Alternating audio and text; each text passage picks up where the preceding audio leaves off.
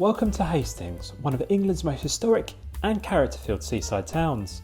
From ancient battlefields to working fishing fleets, cliffside views and quirky old pubs, this coastal gem on the south coast of the UK has something for everyone. Let's take a walk through the charm, history and hidden corners of Hastings. Hi guys, and welcome to the channel. Today we are in Hastings. Behind me is Hastings Pier. We're going to have a look around that and check everything else out here. I parked in St Margaret's Road, which was free on the street parking. On the street parking is very limited in Hastings, but there is plenty of car parks you can park in, which you can pay for. Alright, let's go and check out this place. The first place I passed was Warrior Square Gardens. It looked a nice place to take a seat right by the seafront. I followed the seafront path along and found Barrister and the Shack, which did some really great tea, coffee and smoothies. After this, I took the steps down to the seafront and there was a path underneath the road which was great for keeping cool on hot days. The next stop of the day was the pier they have here.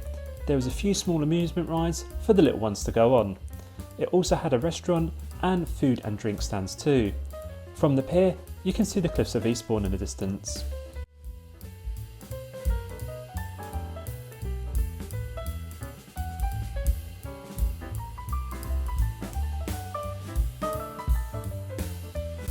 So just climbed to the top of the rum shed, guys, which is like a bar on top of this pier, and it gives you, look at these fantastic views you get all the way around the English Channel.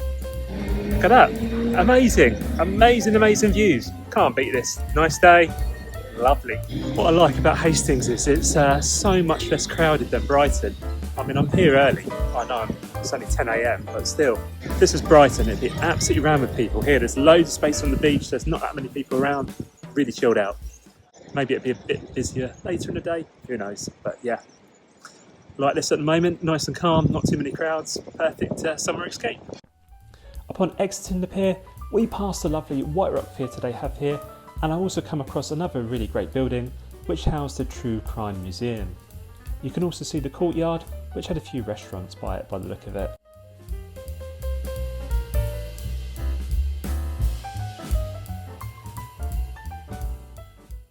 So we're just walking to the Old Town, guys. There's quite a few attractions this way. There's a couple of sort of lift railways or funiculars, whatever you want to call them.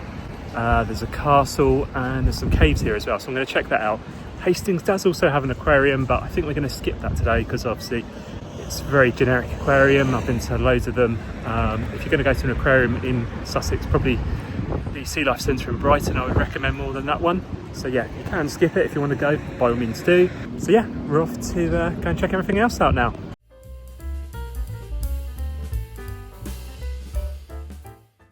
The walk further along the seafront takes you to where the West Hill is and the castle ruins that sit on top of it.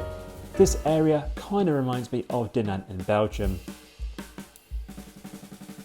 We catch a view of the East Hill lift funicular in the distance before we head up the West Hill lift.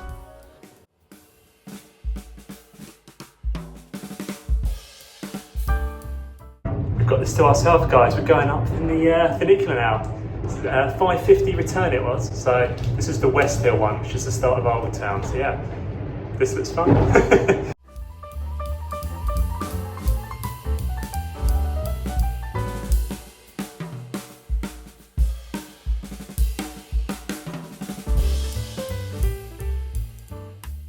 Yeah, I forgot to say, guys, the West Hill lift, the ticket isn't transferable to the East Hill lift, so they're separate tickets. The West Hill's got the Smugglers and Hastings Castle. East Hill has just got the country park, about 600 acres to look round. So yeah, decide what one you want to go up. They are separate tickets. The West Hill gives you lovely views of the seaside where all the fun rides and go-karts are. And if you go to the other side of it, you also get great views of the other side of Hastings.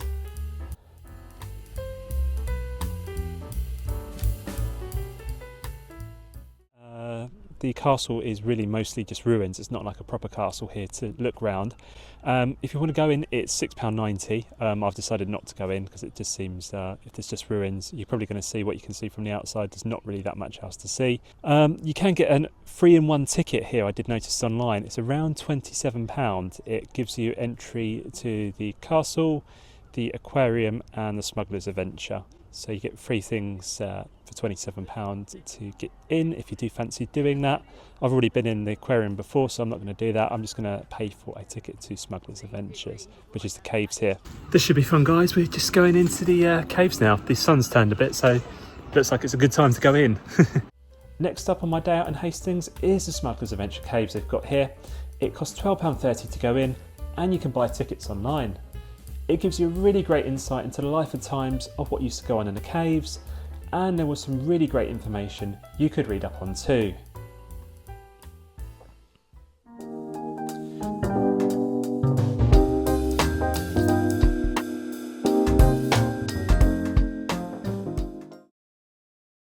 When you are in the caves, do be prepared to crouch down to go through certain areas of it. This is fun, guys. We're going through the caves now. I'm having to crawl through it. Once I got to the other side of the caves, there was a carving in the walls of Winston Churchill and another famous person. We then passed through the lovely gift shop they had there.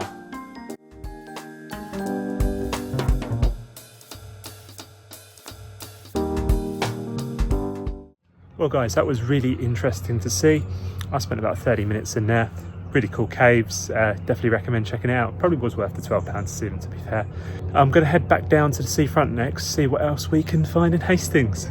I just realised probably why it's so quiet today. Pride in Brighton is on, so I think that's why there's not many people here. Next up, I took the steps down from Smugglers Adventure to the old town they had there. On the way, we passed the lovely St Clement's Church. So the path has took me down to the Old Town, guys, so we're going back to check out the Old Town now. There was a lovely little garden in the Old Town which had a really cool painting in, and it was really great to see. Wonder what's up here, guys. Let's go and check it out. Wonder where this tunnel leads to now. Hastings Old Town is one of the main highlights here in Hastings, and you're going to find many independent shops, restaurants and pubs. The Tudor building you see here is the Ye Old Pump House, which is a pub, and it's got some really great reviews online. Another really popular place here was Rowley's Fudge Pantry. There's loads of delicious fudges you could buy. Overall, if you're looking for some really great independent shops and a lively area, the Old Town of Hastings was certainly that.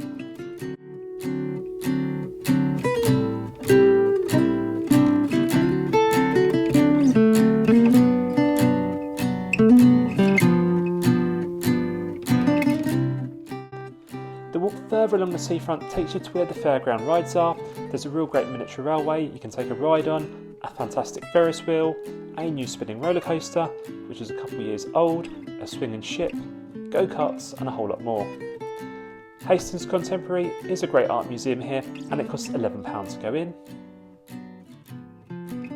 The walk along the seafront takes you to the old fisher village of Hastings, and my favourite place to grab a snack of lovely fish here is RX Fisheries. You can buy seafood here to take home and cook, and they also have a lovely takeaway stall with fresh seafood ready to eat. I grabbed some crayfish tails that were £7 for a medium-sized pot, and they tasted fantastic and fresh. Next door to where I had some lovely fish, there is the Fishermans Museum, which is free to enter. In here, you're going to find an old fishing ship which you can go on and see some really interesting artefacts and information about Hastings fishing history. At the car park on the end of the road here, you're going to come across the cliffs of Rockanaw. There's some really great contrasting cliffs and make for some great photos. By Hastings Aquarium, you're going to find another great museum here, which is called the Shipwreck Museum. It's free to enter. This was another really interesting museum they had here, and also had some really great exhibits.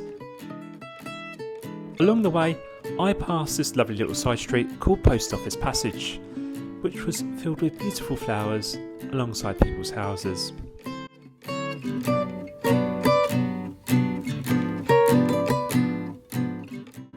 Alexandra Park in Hastings is definitely worth a visit. It's a beautiful park which has some lovely lakes in it. It's a great place to connect with nature and all that surrounds you.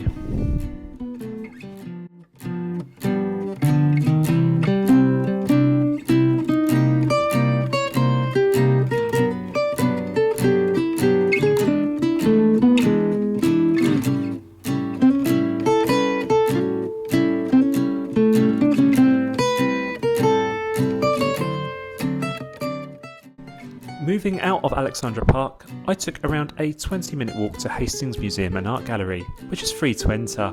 What I really loved about the building is it looked like a castle from the outside, and it hosted some great exhibits. You'll definitely spend a couple of hours here looking at everything. One of the best features of the place was the events hall and the Indian theme style on the upper floor. That feels like it really takes you away to a different place.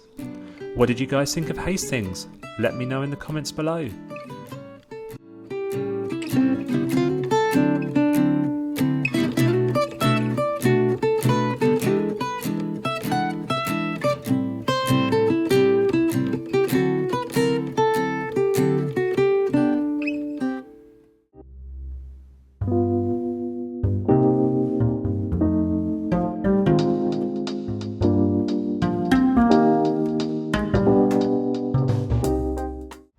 Well guys, that is the museum. Really nice, enjoyed that. You can get lost in there, so do recommend coming to that museum. That museum we've just been in is also free, so do check it out. Lastly, I'm going to head back to the car now, so thank you very much for watching. I've been around Hastings, it took about 5 hours to see everything I wanted to see. If you can like, comment and subscribe so we can do more of this stuff, that would be great, and I'm going to see you in the next video. Bye for now.